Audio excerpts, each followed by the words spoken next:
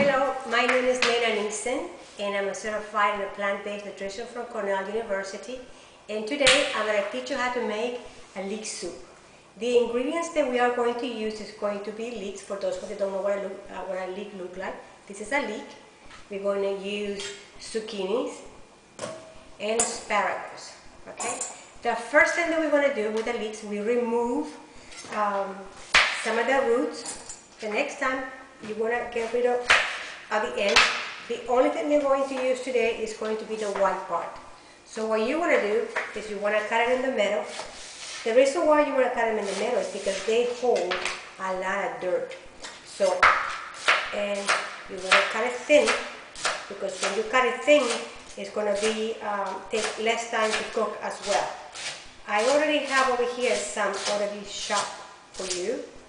So what we're going to do is we're going to put them in the colander, and we're going to rinse it with water. Okay. The next thing, and I already have some clean one in here, but I just wanted to show you what you do, so I want to put that on the side. The next thing that we want to do is the zucchinis.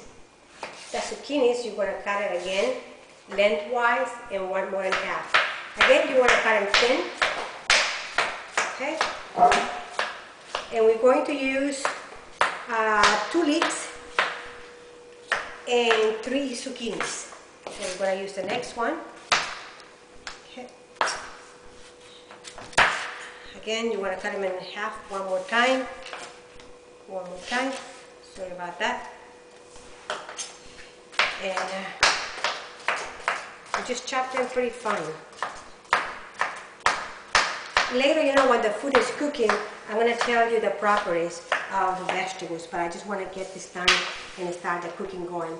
So what we're going to do, in a medium saucepan, you're going to throw in the zucchinis. We're not going to use any oil or anything.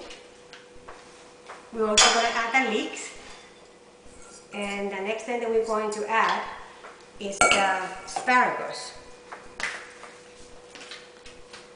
Again, you want to cut them thin again, so that way it's less time to cook. And it also too, you know, it's more appealing when you eat small chunks instead of eating, you know, those big old pieces. So we're just going to cut them small. And again, you know, when you're cutting asparagus, you want to get rid of the end. I had already cut some of the ends, so, but just in case. And the next thing that we're going to put in here is going to be the almond milk. Earlier this morning I used, I made some almond milk that is made from raw almonds. How do you make the raw almond milk? So what you do is you use 1 cup of almonds to 3 cups of water. You soak the almonds overnight. The next day you throw the water away, and then you get new water, 3 cups of water, put them in the blender, and then you blend it all the way until it's completely smooth. Then you get a cheesecloth and put the almonds, all the stuff that you drain, that you blend, and put it through a cheesecloth and squeeze all the milk. And this is where you end up. And depending on how you wanted it, if you wanted it more creamier or if you wanted it more thin, that's how you will adjust the water. So what we're using over here is going to be about half a cup of almonds. And then we're going to put the almond milk. And then we're going to use about 1 cup of water too. Okay. Now what we're going to do, we're going to turn it to medium. And then we cook it for about 8 minutes. And then we turn it to low again. And that's all that we do. What I wanted to tell you, about leeks. One of the things that why I like leeks so much is because leeks has a lot of magnesium, which is good for circulation, and it also has what is called annullin, which is from the family of onions and from the family of garlics. They are a little bit hard to digest, I have to say, but yet these are wonderful to build good bacteria in your small colon. So then you don't need to have all kind of probiotics or anything like that. I forgot to add the spices, I'm sorry. So you can add any spice if you want, but for this purpose today, we are using all-purpose chef shake. That's what we're going to use. We're also going to use a little bit of salt. The salt that I'm using today is called real salt.